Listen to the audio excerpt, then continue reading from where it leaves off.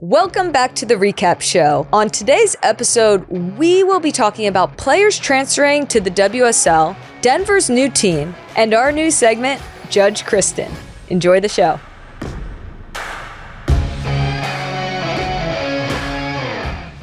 So we promise you some new segments, and this one I don't think will disappoint. This one is titled Judge Christen, where you will submit your domestic disputes, and Judge Christen will make a verdict.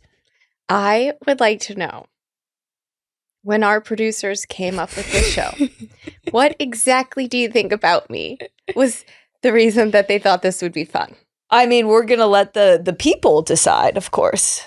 We're going to be very democratic about this and see if they like this segment. The whole point of the segment is the people will not decide. I will decide. That's precisely why we're doing this. Thank you for validating us. Are you ready, Judge? I think this is my very first ruling. You would take this very seriously. I'm a little nervous, you know? Yeah. Okay, Judge Christen. It's already February and my partner still refuses to take down the Christmas tree. Granted, it looks nice and we all love Christmas, but I want it gone already. It's almost spring, for crying out loud. When is the latest a Christmas tree can stay up? And who is right? Please help. Am I allowed to know any personal details about the people? Or what personal details would help with your verdict, Judge? I will refrain from answering my own question. It's almost spring. That gave me a visceral reaction. But I'll try to hear both partners out. I would like to know, is it a real tree? It has to be a real tree. That's an important detail. Well, wait, why? But then it would be dead. Yeah, that's what I'm worried about. So then it's a fake tree. Okay. Then I have a verdict. Never, ever have a plastic tree. At all. Strong verdict from our environmentalist over here. And if you have a real tree, December 31st, it goes down. Because you have to... Wait, do I get to say why? Because you have to preserve the magic of Christmas. Can't get greedy, folks. Judge Christen. Yes. My Starbucks barista has called me by the wrong name and spelled my name wrong on the cup for over a year. My name is Brian, but she is certain my name is Ben. Has my window closed on correcting her. My wife thinks I'm crazy and says that I have to tell her my name is Brian, but I don't want to make her embarrassed. What should I do? My wife thinks she's right. I think I'm right. Should I just be Ben forever? Wow. Thanks, Ben, for sharing. You mean Brian? I mean Brian. So Brian is going to Starbucks every day. Noted. Okay, that's a start. Passing out all the verdicts today, folks. And I guess if you go to Starbucks every day, they stop asking what your name is. So now the barista's just like, hey, Ben, what's up? The barista is both using the wrong name, but also spelling it wrong. So my question is, how do you misspell Ben?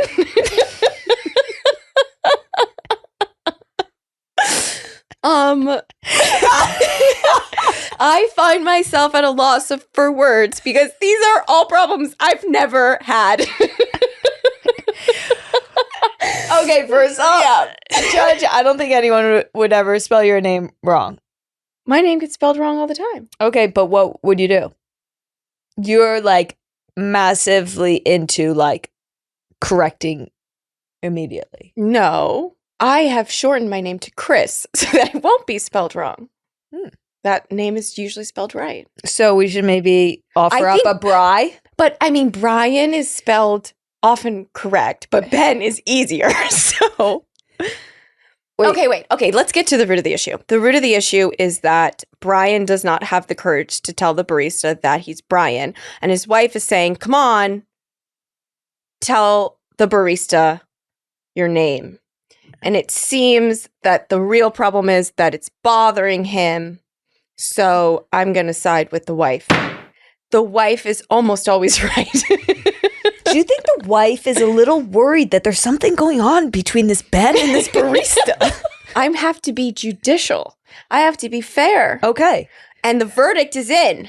Say your name is Ben. I mean, say your name is Brian.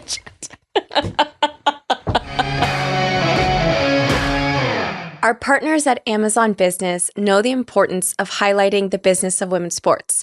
So today we are going to talk about the NWSL expansion. So there's a new team in Denver, and it is going to be the 16th NWSL team. What do you think? Wow, 16 teams. I know. So cool. We could even get an East Coast conference and a West Coast conference Wow, don't eventually. get crazy. Yeah, that's a little greedy.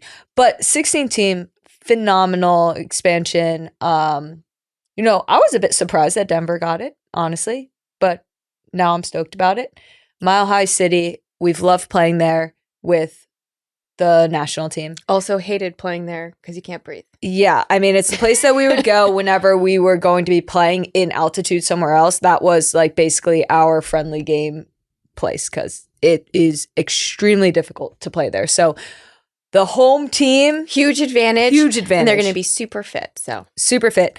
Also, what comes to mind are kind of the great Denver players. I mean, great youth systems in Denver. I mean, some of the current players, Mal Swanson, Lindsay Horan, Sophia Smith. I mean, you have to imagine those are the first phone calls when you're talking about franchise players. That is exciting to think about. And the valuation was 110. Yeah. It's really cool to see the numbers going up and up and up. It's super encouraging for the business of women's sports and for the NWSL at large. What do you think this signifies in this kind of growing landscape of women's sports? I mean, I feel that the league is growing quite rapidly. There was a time where I was shocked by how few teams we have, and I think we've almost doubled in size.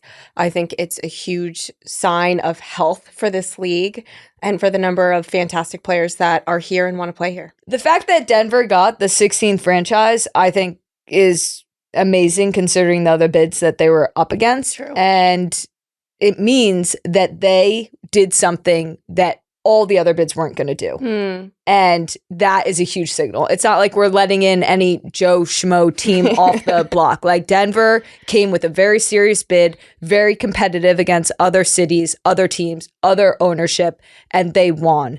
And I'm excited to see what they're going to bring to the NWSL. Thank you to Amazon Business for your game-changing support of the Recap Show and the business of women's sports. On today's daily discussion, we are going to talk about the mass exodus of players from the NWSL. Dun, dun, dun. Why do I feel like there's some sarcasm in that? Because sometimes I think the media is very dramatic. Dramatic. I like that. But up for discussion. Yeah. Oh, let's talk about it. Okay. Before you talk about how you feel about it, let's talk about what exactly it is. You're right. Who's going where and why? Okay. So I think the big move that's got everybody a little bit in a tizzy, is the Naomi Girma move. I think people knew that this was happening a long time ago, or probably going to try to happen a long time ago, but it happened. I get it. It's a big player for the USWNT national team. It was a big transfer fee, the biggest ever, over $1 million or pounds or whatever we're working with, whatever currency we're working with here. Let's hope pounds for the sake of San Diego Wave. Yeah. But Naomi Girma move that was, I think that's the one that's who's going to be next? Which national team star is going to be leaving the NWSL? And of course, you hear all the rumors. Chelsea is on a little bit of a spending spree. They're in a little bit of retail therapy, buying all the players they can. Great players. But I mean, it brings up some of the, I guess, hurdles of the NWSL. Okay, so unprecedented transfer fee for Naomi from San Diego to Chelsea. Yes. And then a spur of rumors involving the U.S. Women's National Team. Yes. And yet very few, maybe one other player has signed Niswanger. No, so I actually want to take a step back because even before this, Caroline, free agent. Your favorite NWSL player? My favorite NWSL player, former NWSL MVP, signed with Manchester City. And everybody can be like up in arms about a Naomi Girma, which justifiably, so or whatever, because it's a U.S. women's national team player. But for me, I'm actually of course, I'm more upset about Caroline because this is a player, obviously, I watched the NWSL for a player like Caroline. In my mind, I don't know how another club in the NWSL doesn't snatch up and figure out a way to keep this player in the NWSL. I think it's a failure of the NWSL to lose a player like Caroline, especially because not only do people feel like Naomi has opened a door for the U.S. women's national team market to enter the UK. You guys, they're already there. But I feel like Caroline has opened the door for the Brazilian market to enter the UK. And right now, the NWSL has lock on the Brazilian market. And I have a huge problem. Do I think Caroline's going to survive the cold in Manchester City? No, like most Brazilian players. But look, I think that there's a couple signals that happen. Then obviously they're kind of started. Jenna Knight-Swanger signed for the Arsenal. Overall, the problem exists, folks, because of the salary cap that is in the NWSL currently. And and over in Europe, that does not exist. There is no salary cap in the WSL. Let's break it down. Okay, so in 2024, the salary cap in the NWSL was 2.4, something like that. And that by that I mean for them to pay all of their players on an entire team. They have 2.5 million, let's say. That's being generous. Yeah. This year it's 3.3. Yeah. So it went up substantially if you look at percentage year-over-year growth. Yeah. However, in 2024, I believe Chelsea spent over $12 million on their players and transfer fees. So it's like it almost makes it, the difference is so gross that it makes it almost not worthy of a daily discussion as to why players are going to the UK. Like it's not that hard. I mean, it's actually a different conversation now. Kristen and I have both, you and I, have both played overseas. The reason for us going overseas, mind you, some of the same reasons still exist today, but the reasons why we went overseas were not the same reasons why players are going overseas today.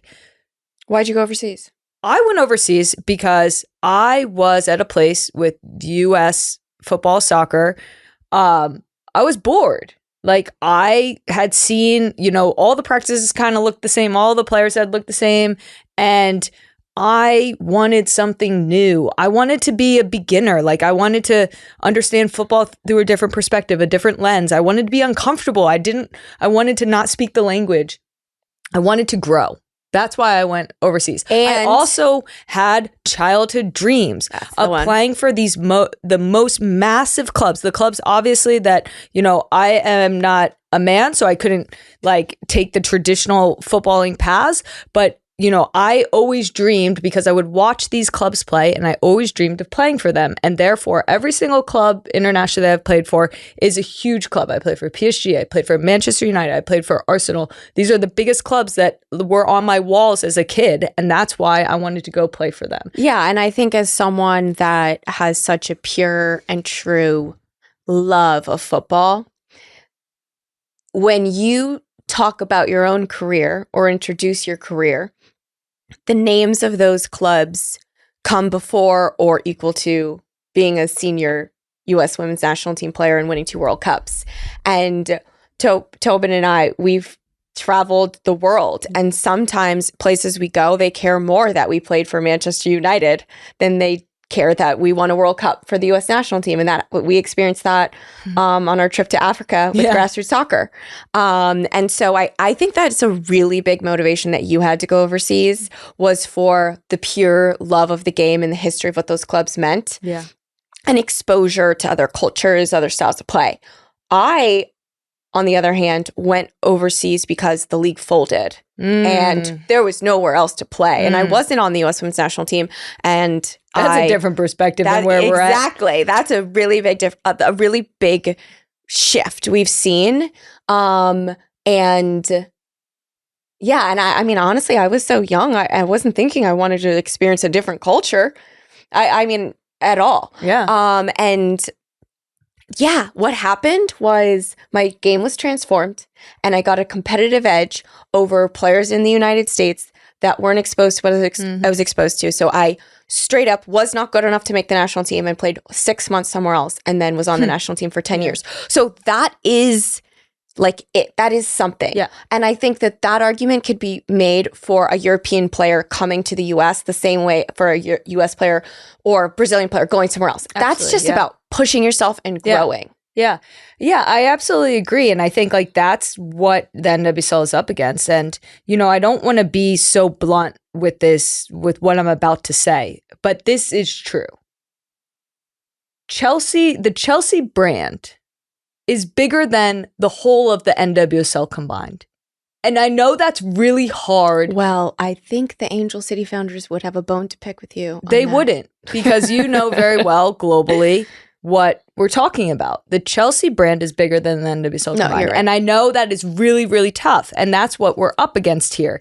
And this is why I'm disappointed in the NWSL, because I feel like the NWSL has been living on its back foot in this what's happening. And you and I, having played over in the WSL, when everything shifted after the Euros, you and I knew very well that if people just blinked at that league, it would explode.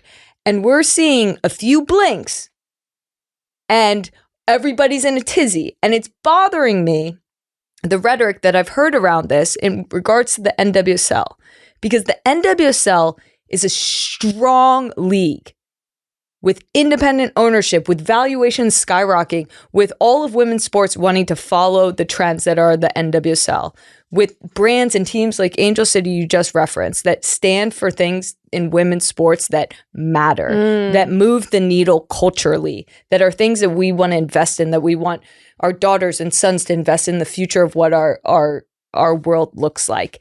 And that is the magic that is the NWSL. Preach. And I do not like seeing our league getting all worked up. You know what you do to keep a Naomi Girma? I have some ideas. You know what you do to keep a Naomi Girma? You pay her. You set up an environment that she would never want to leave. You give her everything in the world. And like, honestly, even with Caroline going, I promise you, if you're competing, if you're going over the wages, she's going to want to stay and play in a hotter climate closer to home. Like, I promise you, like, the women playing in the NWSL are absolute stars. They walk around like rock stars. You know, they're part of a movement, of a culture. We know very well, like in the WSL, it's so cool playing there, playing for those giant brands. Like, that league is progressing, you know, the culture around women's sports is progressing, but they have different hurdles, right? Like, they don't have the hurdles of building, you know, stadiums and all this, but like they do have other hurdles. And I just feel like what makes you always should lean into your strengths. You know, the NWSL should lead into their strengths. The WSL certainly is leading into their strengths right now. And I don't want us like, okay, what reacting. But let's break it down a little bit more. What are the WSL strengths that they have? Infrastructure. Giant brands, the biggest brands in the world. That's it. Infrastructure and like a football, like they and media. Like that, their number one sport. This is a huge one. Their number one sport is football. Yeah. So I think what I'm hearing is from you, and your opinion is basically we had this big Euro moment in the UK, and you said, "Oh, if someone blinks on it, the league's going to explode," because you started to get the popularity of the players. They were already at all of these clubs. The space and infrastructure in the clubs is really easy to absorb a women's team. Yeah. The fans are already there. The history is already there. The country's made for soccer. The pitches are wet. The grass is beautiful. Yeah. The country's small. You never have to get on a plane. All of these things. And then you've got big American sports, and you've got women's soccer probably at the top, competing for the top sport on the women's side, but not the footballing culture and history and brand. So the upside in the US is that we're creating something new and people are really building and believing. Yeah. And I think the other point that's really important is, having played in multiple countries, the cultural differences in how women are seen in sports has a massive impact on lifestyle, livelihood, just like day-to-day experience as a women's athlete. And I would say that the US is ahead when it comes to how we accept and celebrate women, specifically in football, right? Yes. There's still a bit of a toxic masculinity happening in the UK, because that is their American football bro sport, and there's still like day to day at the bar. You go into a bar of people watching football in the UK, and there will be a lot of people who do not believe that women should be playing, right?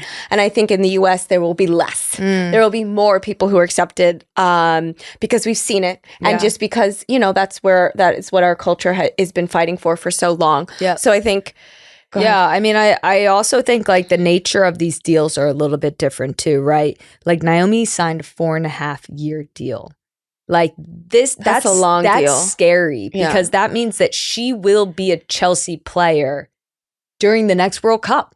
It will be, you know, captain of the national team, Chelsea player, you know, and that's when the biggest eyes are on our stars. Did they say how much they're paying her? Did they announce the contract salary? I mean, I think it's in the 400,000s, but I don't know. I'm not sure. And a long contract, maybe in the 300,000s, but 400,000s. I mean, for a center back too that we're talking about. Yeah. But I think the worrying part is the length of the contract. I think when you look at the other U.S. players that are over there, U.S. starters that are over there, you have a Kat Macario, that's a U.S. starter. You have Lindsey Horan, that's a U.S. starter. You have Emily Fox, that's a U.S. starter. Like, these are players that are showing that they're committed to being in that league, that they're not just there for like a flash pan. Like, they're there.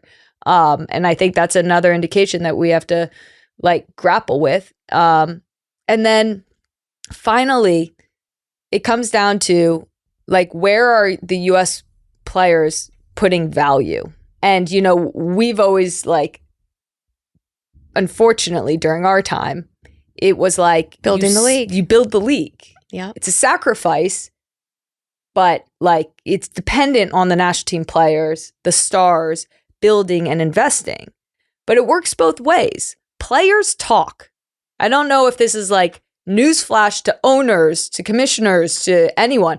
Players talk. And if Naomi Girma goes over to Chelsea, I mean, she's already heard, it's probably a great experience. She goes over to Chelsea, she has a much better experience than she had in the NWSL. Like, she goes back into camp. She says, I'm living the dream over here. Like, I'm being paid. I'm being respected. I feel like a footballer. Like, all this stuff. Like, players talk, you know? And then vice versa, same thing. If players are hearing how good the NWSL is, you know, and this is where I love the competitiveness between the two leagues. Like, we need that for both to grow. I love it.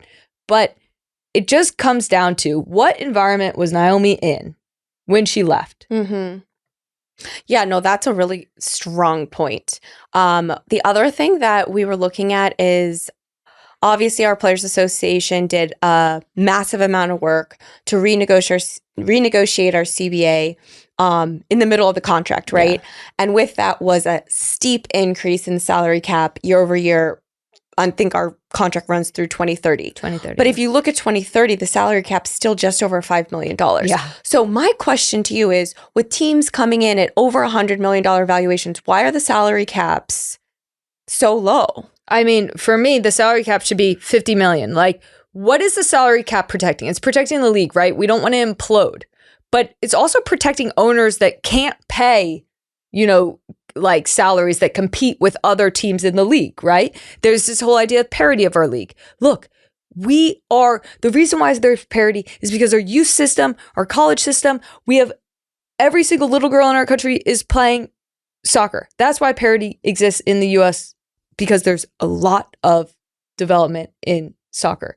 Well, I really disagree. Parity exists because of the salary cap. And no, but the salary cap is the problem for me. But the question I think is, what's more important, to have all the best players or to have parity? Because I actually think the salary cap is why we have parity. If you have one team spending 10x, they're just going to have a better team. They should. But would you, as a business owner, as a fan, whatever hat you want to wear, would you rather have the best players or would you rather have close matches? I mean, I want both. I want both, and I think you can have both. So $50 million salary cap. What I think you can have is, like, no matter what, your domestic your domestic pipeline's really strong. Like, all you need look, what I want to avoid is, I don't want this to be a destination league, right? I don't want it to be where you only know the top 4 players in the team. Like, I want diversity. I want this to be an international league. I want to see the best players. I wanted to see Kira Walsh signing in the NWSL. Like, you're going to take Naomi? We'll take Kira Walsh. That would be healthy. That's a comp. Yeah. Show me a comp that the NWSL has for Naomi Girma, for Kira Walsh. What's our comp? Well, I will say, if the media has been dramatic about this, you've officially joined the media. Hey, I'm Tobin Heath. We could all use more time. Amazon Business offers smart business buying solutions, so you can spend more time growing your business and less time doing the admin. I can see why they call it smart. Learn more at amazonbusiness.com. Welcome back to everyone's favorite segment, Community Questions. Tobin, would you like to begin the sacred ritual today? Yes, I would. Okay. Rach from Perth wants to know, Christen, do you listen to music/podcasts on your commute to training or drive in silence? Oh, I'm so shocked that someone would ask that. I have been in complete silence these last... Wait, you don't believe me? I told you this already. We talk for I have been sitting in utter silence and peaceful meditation. I have been mostly in silence, and I thought that was really weird. So I'm surprised that someone would ask that. And Tobin, if you're listening on audio, is giving a face of complete perplexity because she wants to claim that she kept me company, but it was like 1 out of 100. Jamie from Minnesota wants to know, what was the first concert you ever went to? Can I answer? Yeah? Spice Girls. No. Okay, wait. Let me go again. Bob Dylan. No. Oh, who? It's so funny. Wait, why did you Red Hot Chili Peppers. I feel like I was trying to think who was the first ever concert I ever went to. You definitely have told me. Have I? I don't remember, really. I think maybe Dave Matthews Band. Matthews Band. I had 3 guesses and you couldn't even figure it out in that time. Yeah. I knew that. It was Dave Matthews Band. And some Christian concerts as a kid. Do those count? No. There were some real ragers. Okay. Bridget from Indianapolis asks, what is your strategy for the zombie apocalypse? Let the zombies take you. It's not worth it. I agree. Actually, you taught me this. I really agree. You're always like, what are we going to do? Kill someone? Oh my gosh, that literally happened yesterday. We don't have to talk about what's happening. We're not going to too sensitive. We're not going to talk about it. I was obviously going to talk around it. Okay. I love talking around things. Well, I'll just say this. Who here has pepper spray? Because I would like to know the scenario where I pop someone in the eye with pepper spray. That feels so violent and aggressive. I think it was bear spray, and Billy did say that bear spray is really tough to control, especially when you're downwind. Exactly. This is what I said. Okay, someone is following me, they get me, and then I blind myself, and now I've been got and I'm blind. I just don't understand. I mean, there is a part of me, though, that thinks that if the zombie thing was happening, which, it probably is. If the zombie thing was happening, I think I kind of would want to give it a go. Of course you would. You're psychotic. I know, but when you say, when you do the Chris and Press version of this, when you say, what are we going to do, kill someone? I totally agree with you. That even applies to camping. I don't like the idea of having a weapon in a tent. Because what are you going to do? Stab a bear? That is not why. If I'm going camping, I don't want to stab a bear. Like, I'm not trying to kill the great outdoors. But I guess it's like, who's going to win, you know? And I feel like for humankind, you kind of have to like put up a fight, you know, like against the bear. It's kind of like who's the if it's better, me or more a bear species. I want the bear to win. If it's me or a zombie, you know, I never even thought of surviving it. I thought like, who would want to live if it was only zombies? Yeah. But if it was a natural disaster, then I think we'd try to live. Yeah. You know, I think the goal would be that somehow you'd be able to destroy the zombies and get back to your normal life scrolling on social media. Because we're all zombies at this point. Good one. Hey. Okay, next question. Peyton from Pennsylvania asks, if you were a type of dog, what type of dog would you be? Well, Tobin would be a Labrador. I think you'd be like a yappy one. Are you just here to be mean? No, I take that back. You would not be a yappy one. You'd be like the most cuddly dog possible. I think I would be like a Ruffles. Curly hair. You'd be Ruffles. A little orange. I want a Ruffles. I don't know what kind of dog that is. I think it's, you don't want to know what kind of dog it is, because if I say it, you're not going to like it. Purebred.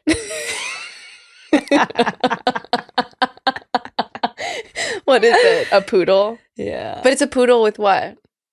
I don't know. Poodles are small cute eyes. and weird. What makes it cute? No, I think it's like a miniature Labradoodle? poodle. A Labradoodle? A Labradoodle. It's like me and you. I think that's going to be the end of community questions.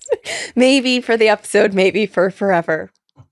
Just kidding. Thank you for submitting your questions to the recap show. We love our beautiful community of reimaginers. It is the coolest, safest little pocket of joy on the internet where our community comes together to talk about sports and try to make the world a better place. So please check it out, and we will see you soon. Want more of the recap show? Never miss an episode by subscribing on YouTube and wherever you get your podcasts.